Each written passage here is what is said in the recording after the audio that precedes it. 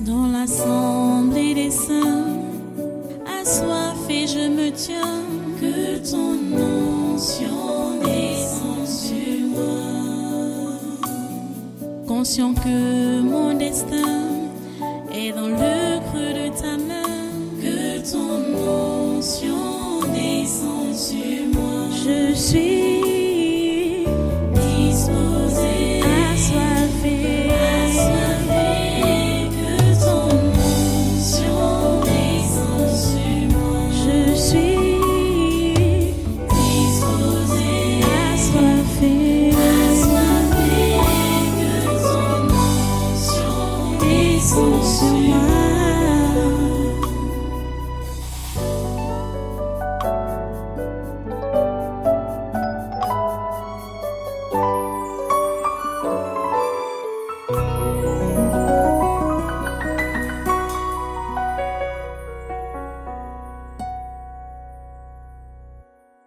Peut-être il faut que je vous... on lise encore un peu pour vous rafraîchir la mémoire et renouveler votre croyance. Au chapitre, au verset 41 par exemple, au verset 40, il y aura un quatrième royaume, fort comme du fer.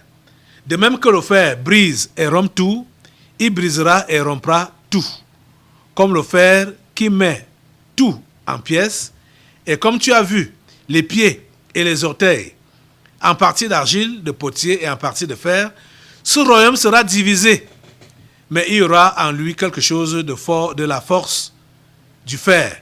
Parce que tu as vu le fer mêlé avec l'argile.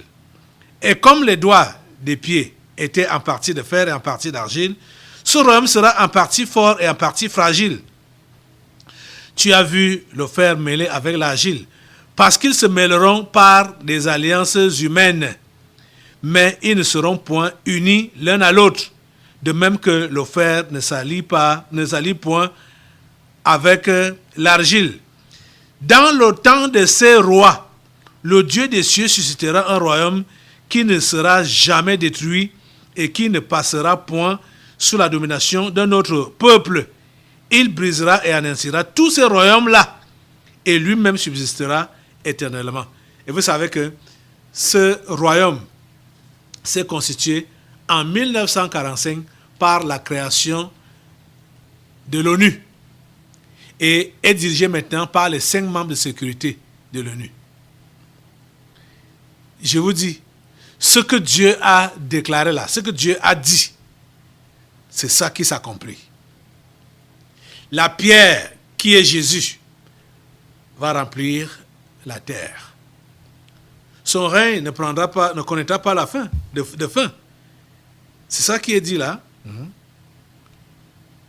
Ils se sont, verset 43 dit, tu as vu le fer mêlé avec l'argile, parce qu'ils se mêleront par des alliances humaines, mais ils ne seront point unis l'un à l'autre.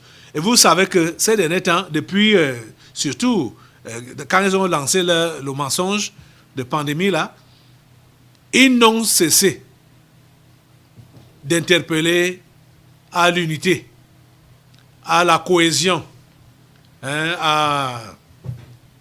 oui,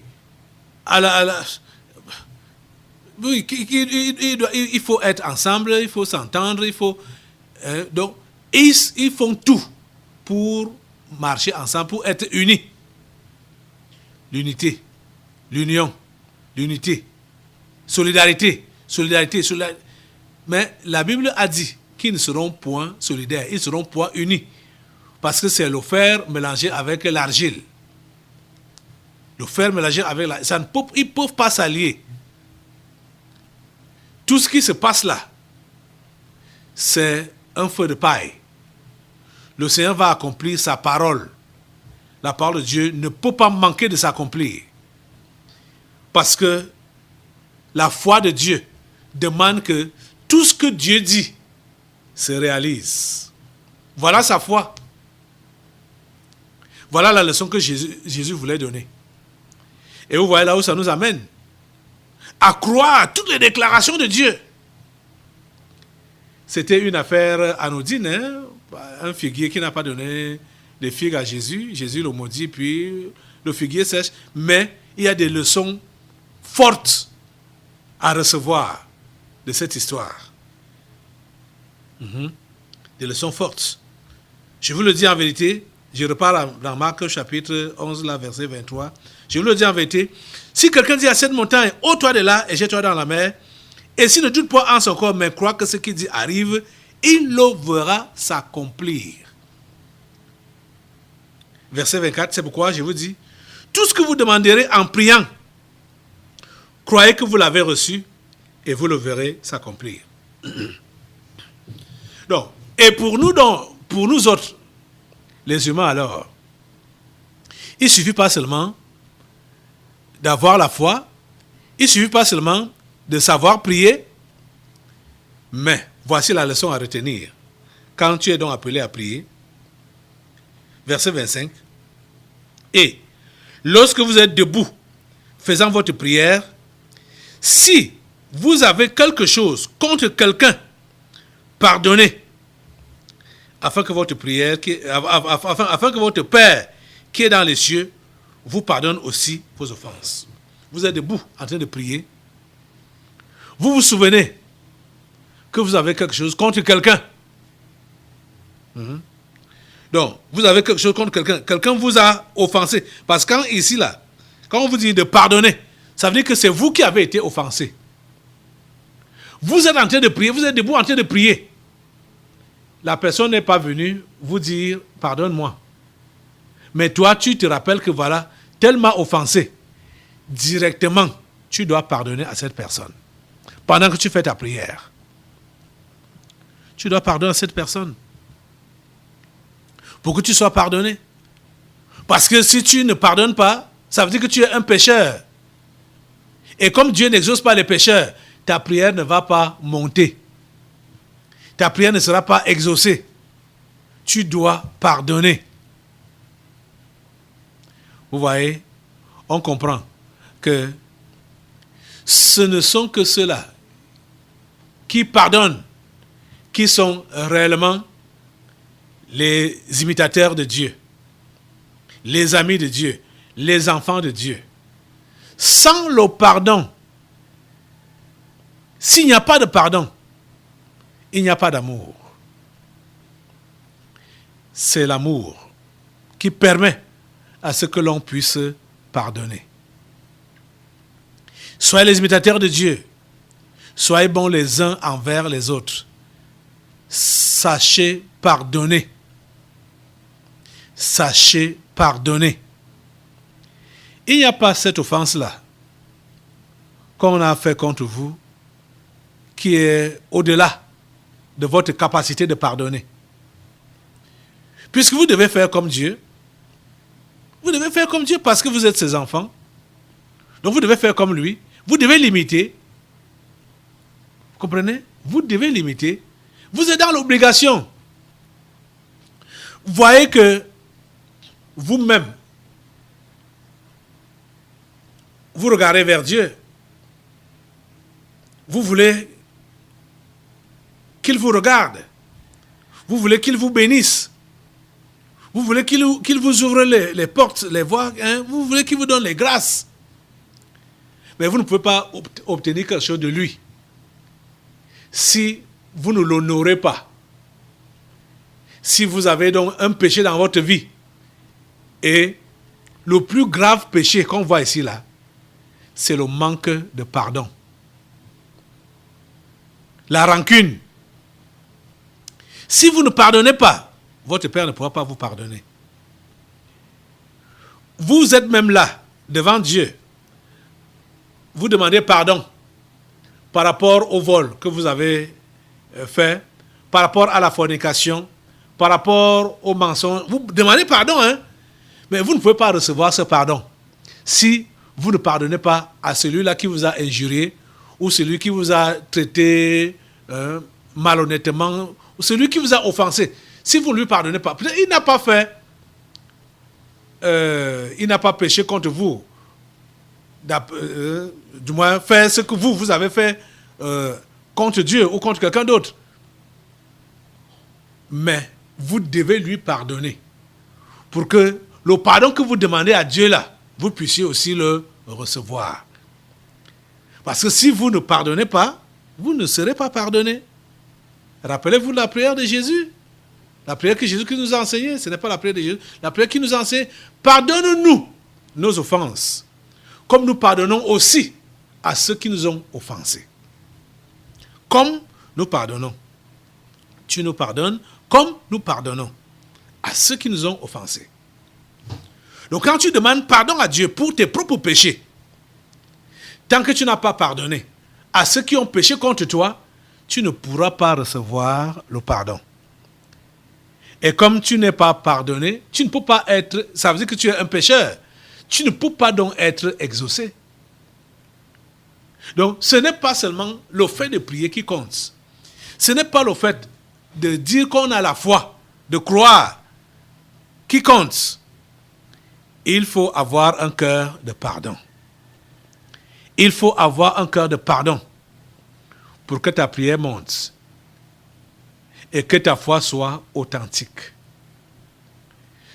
Je ne pense pas que quand vous demandez, vous priez Dieu, vous n'avez pas l'intention qu'il vous donne ce que vous demandez. Non. Pourquoi donc vous venez prier? Donc ça veut dire déjà que la plupart d'entre vous là, quand vous priez, vous avez la foi.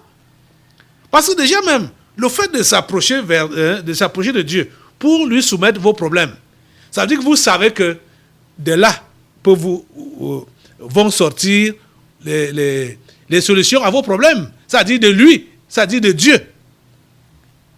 Le fait de s'approcher de Dieu dans la prière prouve que tu crois que de lui va te venir la solution. Vous voyez? Mais si tu viens donc à lui, tu exposes ton problème et tu n'as pas de solution, ça veut dire quoi? Il y a un problème. Et nous voyons aujourd'hui que le problème peut donc être le manque de pardon. Donc, vous êtes souvent devant lui et quand ça vous vient même à la tête ou à l'esprit que tel vous a offensé, au lieu de pardonner, Jésus demande ici là que pendant que tu pries là, dès que tu te rappelles que tel t'a offensé, pardonne-lui, là. N'attends pas, pardonne, là sur place. Pendant que tu pries, tu dis Seigneur, je lui pardonne. Seigneur, je lui pardonne. À tel qui m'a offensé, tel qui m'a fait du mal, je lui pardonne. Là, pendant que tu pries, hein, il n'a pas demandé pardon. Peut-être il ne se rappelle même pas. Peut-être il ne se souvient même pas. C'est toi qui dois lui pardonner. Seigneur, je lui pardonne. Pendant que je suis en train de parler, tu devrais déjà commencer à énumérer ces différentes personnes qui t'ont offensé, qui t'ont fait du mal, qui t'ont fait du tort.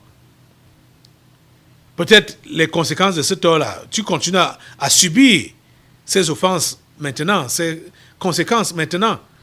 Mais pardonne. Pendant que je parle, tu dis, Seigneur, je pardonne à tel. Je pardonne. Et ça doit être avec ton cœur. Je pardonne. Je libère cet homme dans mon cœur. Je libère cette femme. Je libère. Je l'enlève. J'ouvre la cage de mon cœur. Je fais sortir cet homme. Je fais sortir cette femme. Je fais sortir tous ces gens que j'ai emprisonnés dans mon cœur là. Je les fais sortir. C'est ça que Jésus a enseigné. Pendant que tu es debout, en train de prier, pardonne à celui-là qui t'a offensé. Et lorsque vous êtes debout, faisant votre prière, si vous avez quelque chose contre quelqu'un, pardonnez, afin que votre Père qui est dans les cieux vous pardonne aussi vos offenses. Mais si vous ne pardonnez pas, votre Père qui est dans les cieux ne vous pardonnera pas non plus vos offenses. Mets-toi déjà debout. Et fais le tour pense à ceux-là qui t'ont offensé et pardonne-leur. Pardonne-leur. Quelle que soit l'offense, quel que soit ce que tu as subi comme tort, de la part de ceux-là, pardonne aujourd'hui. Ne retiens rien dans ton cœur contre ces gens. Ne retiens rien. Que le pouvoir de l'offense soit brisé de ta vie aujourd'hui, au nom de Jésus. Le passé proche continue de vous gérer. Vous devez vous en débarrasser. L'esprit qui est appelé passé proche, c'est l'esprit de rancune, l'esprit de vengeance, l'esprit du manque de pardon. Ils sont ensemble trois. Les choses de cette vie et la haine. Ils marchent ensemble. Parce que celui qui ne veut pas pardonner là, c'est parce qu'il est préoccupé rien que par sa personne immédiate. Et ces gens immédiats, dont lui, ses enfants, rien que son petit entourage là, il ne se soucie de personne d'autre. Et bien évidemment, la haine couvre tout, puisqu'il ne peut pas aimer quand l'autre sourit, ou quand l'autre voit du bien, ou quand l'autre est plus que lui, ou reçoit plus que lui. La haine s'installe. Débarrassez-vous de cela. Cet esprit a déjà 1000 ans. C'est parce que le Seigneur veut que vous puissiez vous nettoyer. Aujourd'hui, vous devez tout faire pour vous en débarrasser. C'est-à-dire du passé proche, des choses de cette vie et la haine. Vous qui êtes encore influencé par ça, débarrassez-vous de cela maintenant, au nom de Jésus. Pardonnez à ceux-là qui vous ont offensé. Libérez-les dans vos cœurs. Libérez-les. Au nom de Jésus, libérez-les. Merci Seigneur, parce que tu fais ton travail dans ces cœurs, dans ces vies. Merci de délivrer tes enfants de ces esprits. Le manque de pardon, la rancune, la haine et l'amour du monde, les choses de cette vie. Seigneur, merci d'opérer une grande délivrance dans ces vies ce matin. Au nom de Jésus, j'ai prié. Amen. Amen. Merci Seigneur. Asseyez-vous, prenez place dans sa sainte présence. Nous allons maintenant passer aux délivrances prophétiques.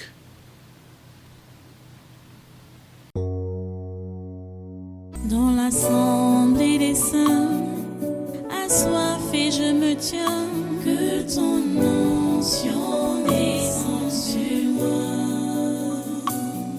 Conscient que mon destin est dans le creux de ta main, que ton onction descende sur moi. Je suis